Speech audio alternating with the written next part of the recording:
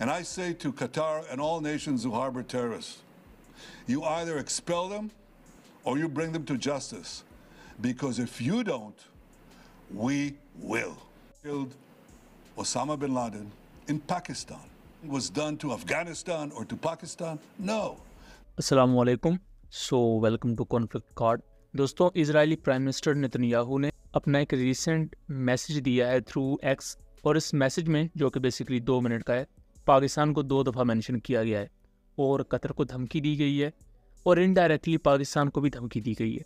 अब ये बहुत लंबे अरसे के बाद स्टेट ऑफ इजराइल की तरफ से रियासत पाकिस्तान को दबे लफ्ज़ों में धमकी दी गई है। ये पाकिस्तान की नेशनल सिक्योरिटी पर तो बात आ ही गई है, लेकिन उसके साथ साथ हम इस चीज़ को एनालाइज करेंगे, क्या करंट कैपेबिलिटी पाकिस्तान की है कि पाकिस्तान इजराइल को टेक डाउन कर सके, और पाकिस्तान को इजराइल इतना बड़ा कंसर्न क्यों समझ रहा है।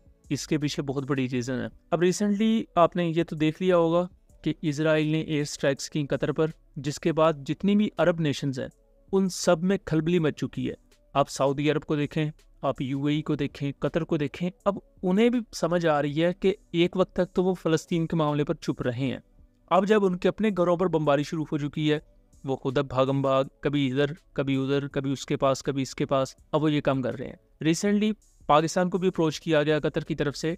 पाकिस्तान ने कतर को फुली सपोर्ट करने का ऐलान किया है, क्योंकि कतर की सोवरेनिटी को इसराइल ने वायलेट किया है, कतर की एयर स्पेस को वायलेट किया है। इसके साथ साथ पाकिस्तानी और टर्किश प्राइम मिनिस्टर एक अर्जेंट दौरा कर रहे हैं कतर का, जिसमें ओबियसली कतर, पाकिस्तान और तुर्की को लेकर कुछ जॉइंट स्ट्रेटजीज बनाई जाएंगी। यहाँ स्ट्रेटेजिक लेवल के हमें कुछ बड़े डिसीजंस देखने को मिलेंगे। इसी दौरान इजरायली प्राइम मिनिस्टर ने अपना एक बयान जारी किया है, जिसमें उन्होंने कतर को ये कहा है, और कतर के साथ साथ बाकी कंट्रीज़ को भी, कि जिन कंट्रीज़ में भी इस्लामिक मिलिटेंट्स मौजूद हैं वो या तो उन्हें डियाम कर दें या वो उन्हें ख़त्म कर दें, अदरवाइज इजराइल खुद आके उन्हें ख़त्म करेगा।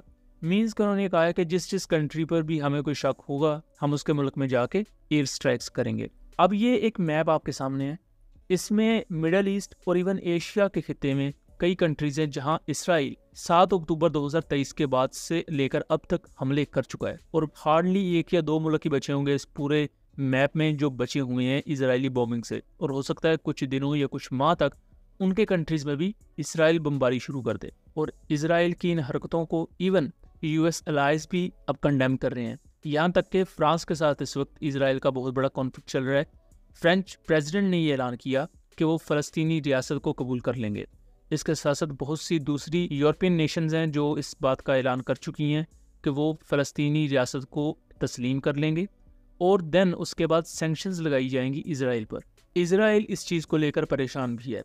अब फ्रेंच प्रेसिडेंट इसी मामले में इसराइल का दौरा करना चाहते थे, ताकि वो इजरायली प्राइम मिनिस्टर के साथ एक मीटिंग करें, उन्हें ये तमाम डेवलपमेंट्स बताई जाएं कि आप इस जंग को रोक दें।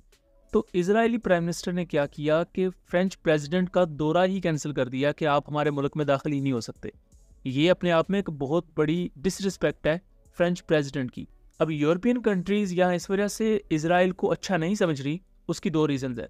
पहला तो यूएस ये कह रहा है कि अब यूक्रेन को फंड करने के साथ साथ इसराइल को भी फंड करें, और इसराइल को यूरोपियन कंट्रीज़ फंड नहीं करना चाहती, क्योंकि इसराइल डायरेक्टली यूरोप के सिक्योरिटी रियल में नहीं आता, जबकि यूक्रेन को प्रोटेक्ट करना या उनको फंड देना यूरोप के लिए ज़रूरी है, क्योंकि अगर यूक्रेन रशिया के कब्जे में चला गया तो रशिया और यूरोप के दरमियान जो एक बफर जोन है वो ख़त्म हो जाएगा और यूरोपियन कंट्रीज़ की सिक्योरिटी खतरे में आ जाएगी।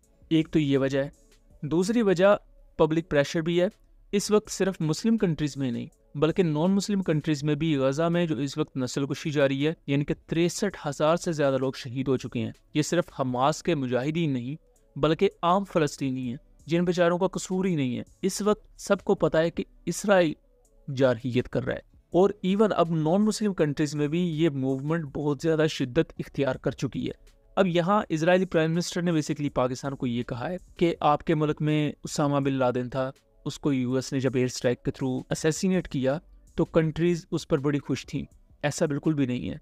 तब भी कंट्रीज़ ने अमेरिका की इस एयर स्पेस वायलेशन को जुर्म करार दिया था और उसको कंडेम किया था। इजरायली प्राइम मिनिस्टर उसको बयान बनाए कह रहे हैं कि जी पाकिस्तान में भी ये सब कुछ हो रहा है, तो अब हमें भी इजाज़त दें।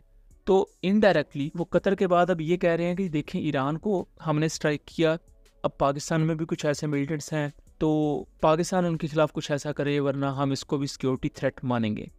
पाकिस्तान और इजराइल के दरमियान 3,500 किलोमीटर से ज़्यादा का एयर डिस्टेंस है, जिसको इवन इजराइल के जो स्टेल्थ एयरक्राफ्ट और दूसरे फाइटर जेट्स हैं वो एयर टू एयर रिफ्यूलिंग के थ्रू तय कर सकते हैं। सो पाकिस्तान के एरियाज़ भी कहीं ना कहीं इसराइल के उस टारगेट पर आते हुए नजर आ रहे हैं। बट इसराइल आज तक पाकिस्तान के खिलाफ खुलकर कुछ नहीं कर पाया। उसकी वजह सबको मालूम ही है कि पाकिस्तान की superior air power than Pakistan की मिलिट्री, क्योंकि मुस्लिम कंट्रीज़ में बेशक कतर की हम रिसेंट मिसाल देख चुके हैं कि बहुत अच्छी एयरफोर्स है उनके पास ऑन पेपर, लेकिन जब इजरायली अटैक की बात आई तो उनके प्राइम मिनिस्टर खुद ये एक्नॉलेज कर रहे हैं कि इजरायली जेट्स को या इजरायली प्रोजेक्टाइल्स को वो डिटेक्ट ही नहीं कर पाए, और जब डिटेक्ट ही नहीं कर पाए तो उसके खिलाफ कोई काउंटर लॉन्च करना वो तो आउट ऑफ क्वेश्चन है। The Israeli enemy used weapons that could not be detected by the radar. और यहाँ पाकिस्तान के लिए भी कंसर्न्स रेज हो रहे हैं। हमने मेन चैनल एमरात पर एक वीडियो बनाई है जिसमें हमने स्टेल्थ एयरक्राफ्ट और अल्ट्रा हाई फ्रीक्वेंसी रेडार्स की बात की है कि क्यों पाकिस्तान को अब इनके नंबर्स बढ़ाने की ज़रूरत है, और ये अल्ट्रा हाई फ्रीक्वेंसी रेडार्स किस तरह इवन स्टेल्थ एयरक्राफ्ट को भी डिटेक्ट कर सकते हैं। मई 2025 में जब से पाकिस्तान ने इंडिया को शिकस्त दी तो उसके बाद पाकिस्तान के डीजी ISPR को एक इंटरव्यू के दौरान पूछा गया कि क्या इजराइल अगर किसी भी किस्म की जारहियत पाकिस्तान के खिलाफ करता है तो क्या पाकिस्तानी मिलिट्री के पास ये कैपेबिलिटी है उनको रोकने की। तो डीजी ISPR ने क्या कहा था, आप उसको खुद सुन लें। Whatsoever in the military that Pakistan can become the next target. Absolutely no concern. It's because there's a sea of difference between these two countries and Pakistan. We are an established and declared nuclear power. And the world has no experience of going to or even attempting to go into a misadventure against an established nuclear power. And if such a misadventure is taken or attempted to, then it will lead to horrific consequences which the world may not be able to endure.